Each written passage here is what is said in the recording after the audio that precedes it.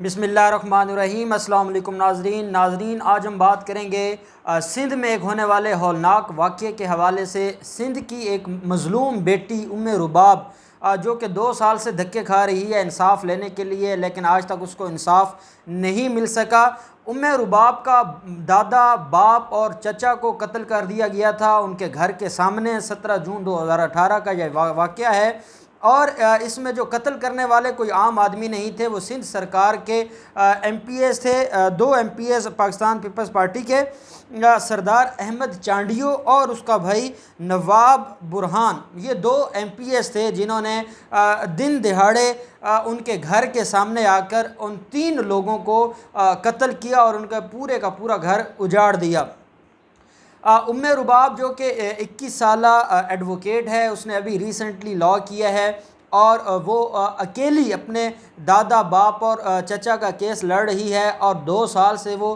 دھکے کھا رہی ہے۔ آپ نے ویڈیو دیکھی ہوگی، سوشل میڈیا پر ایک وائرل ہوئی تھی بہت پہلے، جس میں وہ ننگے پاؤں سے عدالت میں گئی تھی، اور پھر وہ ننگے پاؤں والی ویڈیو وائرل ہو گئی تھی، اور اس کے بعد پھر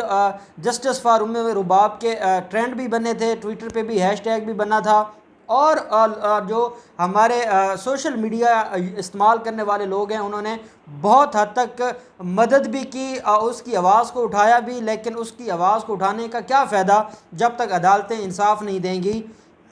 جب تک ہمارا جو کرمنل سسٹم ہے وہ مظلوموں کو دباتا رہے گا۔ یہ وہ کیس ہے، اس کیس کے جو فیکٹس ہیں وہ بتانے سے پہلے میں آپ کو بتانا چاہوں گا کہ یہ دونوں M P As Bilawal Zardari کے قریبی آدمی ہیں۔ رباب دادو کی رہنے والی ہے، سکھر کا یہ علاقہ ہے، اور اندرون سندھ میں دادو کے مقام پر یہ جو فیملی ہے، یہ فیملی وہاں پر وڈیرا ازم کے خلاف لڑ رہی تھی۔ ان کا صرف اور صرف ایک مقصد تھا، رباب کو اس کے باپ نے وکیل بنایا کہ وہ اپنے حقوق کے لیے لڑ سکے۔ ایک بہن رباب کی وہ ڈاکٹر بنی، اور یہ اس علاقہ میں پہلا پریسیڈنٹ تھا جس میں بچیوں کو پڑھنے کی اجازت ملی تھی، حالانکہ وہاں پہ جو وڈیرا ازم فیملیز ہیں وہاں پہ پڑھنے کی اجازت نہیں دی جاتی، اور یہی تکلیف تھی ان ایم پی ایز کو کہ یہ لوگ پڑھ کیوں رہے ہیں، یہ عام آدمی کی آواز کیوں اٹھا رہے ہیں، یہ ہمارا جو نظام ہے خاندانی اور وڈیرا ازم اس کے خلاف کیوں اٹھ رہے ہیں، کیوں آواز بلند کر رہے ہیں۔ ان کا کوئی قصور نہیں تھا، وہ دہشت گرد نہیں تھے، وہ ڈاکو نہیں تھے، وہ چور نہیں تھے، وہ کرپٹ نہیں تھے، کوئی قصور نہیں تھا۔ ان کا صرف اور صرف ایک قصور تھا کہ وہ جو وڈیرا ازم ہے، جو خاندانی بادشاہت ہے، جو ان ان پڑھ لوگوں کی حکمرانی ہے، اس کے خلاف انہوں نے آواز اٹھائی تھی۔ انہوں نے نوجوانوں کو یہ پیغام دیا تھا کہ خدا کے لیے اس وڈیرا ازم سے نکلیں، ان کی غلامی سے نکلیں، ایجوکیشن حاصل کریں اور اپنے علاقے کی ترقی کے لیے اپنا کردار ادا کریں۔ یہ ان کا قصور تھا، اور اس قصور کیونکہ یہ بہت بڑا جرم ہے ان ظالموں کی نظر میں، اس جرم کی وجہ سے ان کو ابدی نیند سلا دیا گیا۔ اب ان کی فیملی میں کیونکہ کوئی میل بچہ نہیں تھا، صرف رباب ہی اس کیس کو پرسو کر رہی تھی، اور جو گواہان تھے وہ گواہان سارے اس لوکیلٹی کے تھے جنہوں نے دیکھا تھا قتل ہوتے ہوئے۔ 2 سال سے ان گواہوں کو ہر ڈیٹ آف ہیئرنگ پر وہ لے کر آتی ہے عدالت میں، لیکن اسی طرح مایوس لوٹ جاتی ہے۔ اس کیس میں ابھی تک گواہوں کی شہادت ریکارڈ نہیں ہو پا رہی۔ 2 الگ الگ وکلاء کیے ہوئے ہیں دونوں ایم پی ایز نے، کبھی ایک کے وکیل صاحب کوئی بہانہ لگا دیتے ہیں، کبھی دوسرے کا وکیل کوئی بہانہ لگا دیتا ہے، کبھی ملزمان کو جیل سے نہیں لایا جاتا، کبھی ان کی بیماری کی درخواست آ جاتی ہے، اور یہ ایک ایسا تماشا بنا ہوا ہے جس کی وجہ سے ان کو انصاف ملنے کی کوئی امید نہیں ہے۔ کیونکہ ابھی یہ جو کیس ہے اس میں بڑی اہم ڈیولپمنٹ یہ ہوئی تھی کہ جو چیف جسٹس تھے ثاقب نثار، اس کی گاڑی کے سامنے رباب آ گئی تھی، اور چیف جسٹس نے سندھ ہائی کورٹ کو آرڈر کیا تھا، ڈائریکشن دی تھی اورل کہ 2 ماہ کے اندر ان کے کیس کو ڈیسائیڈ کروائیں۔ یہ اینٹی ٹیررزم کورٹ سکھر میں یہ کیس پینڈنگ تھا، لیکن 2 ماہ کیا تھے، 2 سال گزر گئے، اور آج تک اس کیس میں کوئی سنوائی نہیں ہوئی اور ان کو کوئی ریلیف نہیں مل سکا۔ اب یہ جو کیس کے فیکٹس ہیں اور کیس کی جو ڈیٹیلز ہیں، 17 جنوری 2018 کا یہ واقعہ ہے، اور جو رباب کا دادا، اس کا باپ اور اس کا چچا، ان کو مرڈر کیا جاتا ہے، اور ان کو مرڈر کرنے کے بعد یہ کیس رجسٹرڈ ہوتا ہے 780 کے دفعات اور 302 پاکستان پینل کوڈ کے دفعات کے تحت یہ کیس دائر کیا جاتا ہے۔ پولیس انویسٹیگیشن کرتی ہے، پولیس انویسٹیگیشن پہلے کمزور کرتی ہے کیونکہ یہ سارے کا سارا مینج کیا ہوا تھا پاکستان پیپلز پارٹی نے اور ان کی اعلیٰ قیادت نے۔ اس کے بعد چالان سبمٹ ہوتا ہے، چالان سبمٹ ہونے کے بعد فرد جرم لگتی ہے، اور فرد جرم کے بعد جب ٹرائل شروع ہوتا ہے تو ایویڈنس ہر ڈیٹ آف ہیئرنگ پر وہ مظلوم بچی لے کر آتی ہے، لیکن نہ ہی تو ہمارے قانون میں اتنے لیکوناز ہیں، اتنی درخواستیں ہیں، اتنے بہانے ہیں کہ جس کی وجہ سے ان کی جو ایویڈنس ہے وہ ریکارڈ نہیں ہوتی، جو سٹیٹمنٹ ہے گواہوں کی وہ ریکارڈ نہیں ہوتی۔ اب یہ جو ایویڈنس ریکارڈ نہیں ہوتی، یا یہ جو ہمارے کرمنل لاء میں ایویڈنس کا نظام ہے، اس کے جو لیکوناز ہیں اس کو میں تھوڑا سا آپ کو آج سمجھانا چاہوں گا کہ ہمارے ہاں ہوتا کیا ہے اور کس طرح یہ جو بڑے ملزمان ہیں یا مجرمان ہیں یہ بچ جاتے ہیں اور اس کے بعد یہ کہتے ہیں کہ میں عدالتوں نے بری کر دیا ہے۔ بیسیکلی یہ کس طریقے سے اور کس جو ہیلے بہانوں سے اپنی جان بچاتے ہیں۔ اب ام رباب کا یہ کہنا ہے جو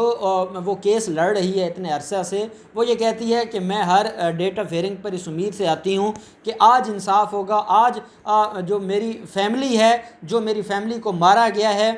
اس کا مجھے انصاف ملے گا، آج ان لوگوں کو سزا ہوگی، لیکن ہر ڈیٹ آف ہیئرنگ پر میں مایوس لوٹ جاتی ہوں۔ اور میں نے حکومت پاکستان سے بھی مطالبہ کیا، میں نے چیف جسٹس جو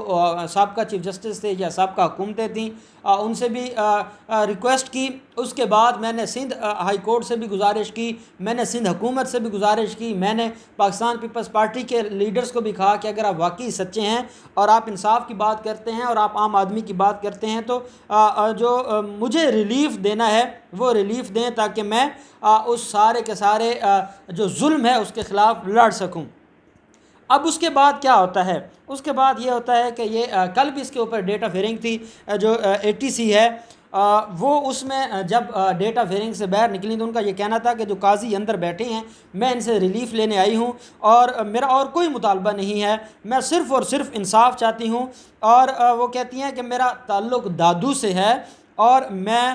جو 17 جنوری 2018 کو میرے گھر پر یہ ہولناک واقعہ پیش آیا اور جس میں میری فیملی کے سارے لوگوں کی ڈیتھ ہوئی، اور ان قاتلوں کے خلاف وجہ صرف یہ تھی کہ ان کے قتل کرنے کی وجہ یہ تھی کہ ہم جگیردار سسٹم کے خلاف تھے، وڈیرازم کے خلاف تھے، اس کی ہمیں سزا دی گئی، اور وہ ہماری نفسیات کو اور ہمیں کمزور کرنے کے لیے کہ وہ بہت دفعہ انہوں نے ہمیں دھمکیاں دی تھی، ہمیں ڈراتے تھے کہ نفسیاتی ہمارے اوپر پریشر ڈالتے تھے کہ ہم خاموش ہو جائیں، لیکن ہم اپنے حقوق کی جنگ لڑ رہے تھے جس کی وجہ سے انہوں نے ہمیں خاموش کروا دیا۔ اب وہ یہ کہہ رہی ہے، جو اس کیس کی سب سے زیادہ دکھ بھری بات ہے وہ یہ ہے کہ اب وہ یہ کہتی ہے کہ میری جان کو خطرہ ہے، مجھے تھریٹ کیا جا رہا ہے، میرے گواہوں کو تھریٹ کیا جا رہا ہے، میں ہر ڈیٹ آف ہیئرنگ پر اپنے گواہوں کو لے کر آتی ہوں اور مجھے یہ نہیں علم ہوتا کہ میں عدالت تک پہنچ پاؤں گی یا نہیں پہنچ پاؤں گی، کیا مجھے راستے میں ہی مروا دیا جائے گا، کیا مجھے اغوا کر لیا جائے گا، اور کیا میرے گواہوں کو خرید لیا جائے گا، کیا میرے گواہوں کو مروا دیا جائے گا، اغوا کر لیا جائے گا۔ کہتی ہے مجھے کوئی امید نہیں ہوتی کہ ہونا کیا ہے اور کیسے اس سارے جو معاملات ہیں اس سے میں نکل پاؤں گی۔ اب وہ عدالت میں جاتی ہے، عدالت میں وہی وہ جو ہمارے یہاں ایک نظام ہے تاریخ پر تاریخ، وہ تاریخ پر تاریخ اس کو مل جاتی ہے اور وہ مایوس لوٹ آتی ہے اور وہ اپنا پورا کیریئر اس کیس کو دے رہی ہے، لیکن ابھی تک اس کیس میں سے کچھ نکل نہیں رہا۔ اب میں آپ کو تھوڑی سی بات بتا دوں، ایک تو ہم ام رباب کے ساتھ ہیں، اللہ کرے کہ اس کی فیملی کو انصاف ملے، اور ہم پوری قوم اس کے ساتھ ہیں، اور انشاءاللہ ہر طرح کی اس کی آواز کو بھی اٹھائیں گے اور اس کو لیگلی بھی اور مورلی بھی سپورٹ کریں گے۔ دوسری بات یہ ہے کہ ہمارا نظام یہ 2 سال سے کیوں پینڈنگ ہے؟ اس کی وجہ یہ ہے کہ ہمارے جو لیگل سسٹم ہے، کرمنل لیگل سسٹم ہے، اس میں یہ ہوتا ہے کہ جو گواہ ہوتے ہیں قتل کیسز میں انہوں نے آ کر اپنی سٹیٹمنٹ دینی ہوتی ہے، اور وہ سٹیٹمنٹ وہ ہوتی ہے جو FIR کی سٹوری ہوتی ہے یا جو وہ پہلے 161 کی سٹیٹمنٹ دے چکے ہوتے ہیں پولیس کو، تو وہی سٹیٹمنٹ انہوں نے جب ٹرائل شروع ہوتا ہے تو بطور چیف ایگزامینیشن دینی ہوتی ہے۔ یہ اس لیے ڈیلے کرتے ہیں کہ ہر ڈیٹ پر گواہ تیار ہو کر آتے ہیں اور وہ اپنی گواہی اور اپنی سٹیٹمنٹ تیار کر کے آتے ہیں. جب ایک ڈیٹ پر ان کی سٹیٹمنٹ ریکارڈ نہیں ہوتی، دوسری پہ نہیں ہوتی، تیسری پہ نہیں ہوتی، چوتھی پہ نہیں ہوتی، پانچویں پہ نہیں ہوتی، چھٹی پہ نہیں ہوتی، تو آہستہ آہستہ وہ تیاری کرنا چھوڑ دیتے ہیں اور وہ جو سٹیٹمنٹ ہے وہ اپنی تیار کرنا چھوڑ دیتے ہیں. اور جب ان کی سٹیٹمنٹ ریکارڈ کی جاتی ہے تو تب وہ کنٹراڈکٹری باتیں کر جاتے ہیں. جو پہلی سٹیٹمنٹس دے چکے ہیں ان میں اور جو عدالت کے سامنے بیان دے رہے ہوتے ہیں اس میں کنٹراڈکشن آ جاتی ہے اور جس کا بینیفٹ اکیوز لے جاتا ہے. دوسری بات یہ ہے کہ جو گواہ ہیں، اب کوئی دہاڑی دار مزدور ہے، کوئی جاب کرنے والا ہے، وہ کتنے دن آئے گا؟ 1 مہینہ آئے گا، 2 مہینے آئے گا، 10 تاریخوں پر آئے گا، 15 تاریخوں پر آئے گا؟ جب 5 سال کیس چلنے ہیں، کون اتنا فارغ ہے جو آئے گا؟ یہی وجہ ہے کہ جب ہمارے ہاں مرڈر ہوتا ہے، مرڈر دیکھنے والے بائی پاسر ہوتے ہیں، کوئی اجنبی ہوتے ہیں، لیکن کبھی بھی اجنبیوں کو ایف آئی آر میں بطور گواہ نہیں رکھا جاتا. اس کی وجہ یہ ہے کہ کوئی بھی آپ مرڈر کیس اٹھا لیں، اس میں گواہ یا چاچا ہوتا ہے، ماما ہوتا ہے، کزن ہوتا ہے، بھائی ہوتا ہے. اس کی وجہ یہ ہے کہ ہمارے نظام میں ان لوگوں کو پتہ ہوتا ہے کہ یہ جو گواہان ہیں اگر ہم اپنی فیملی کے نہیں رکھیں گے تو کون آئے گا 6 سال عدالتوں میں دھکے کھائے گا. اسی وجہ سے ہمارے کیسز کمزور ہو جاتے ہیں. جس نے ایکچول وقوع دیکھا ہوتا ہے وہ گواہ بن کے آتا نہیں ہے، جنہوں نے نہیں دیکھا ہوتا وہ بطور آئی وٹنس عدالت میں پیش ہوتے ہیں. 3 سوالوں کے بعد وہ جو ان کا پول ہے وہ کھل جاتا ہے اور اس کی وجہ سے اس کا بینیفٹ مل جاتا ہے کہ اس کو، اور وہ باعزت بری ہو جاتے ہیں. تو اب جو ہمارا مدعی ہوتا ہے کسی بھی قتل کیس میں، وہ مجبور ہے کہ وہ بیچارہ ان کو جو بائی پاسر ہیں یا اجنبی ہیں یا جنہوں نے ایکچول مقدمہ دیکھا ہے وہ کیسے رلائے کرے. وہ ان کو اگر اس میں رکھ بھی لے جو ایف آئی آر میں بطور گواہ، تو وہ کتنی تاریخوں پر آئیں گے؟ وہ نہیں آئیں گے، یا وہ تھریٹ میں آ جائیں گے، یا وہ اس کی کارروائی کی جو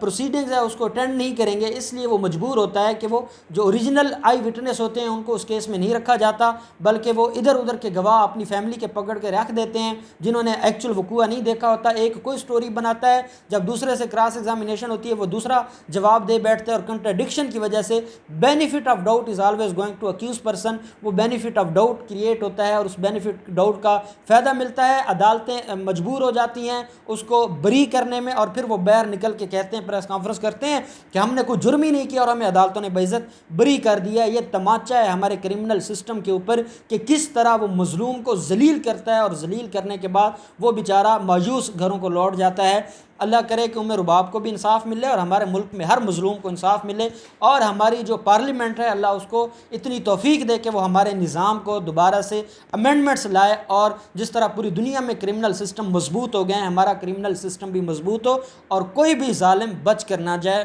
بہت شکریہ.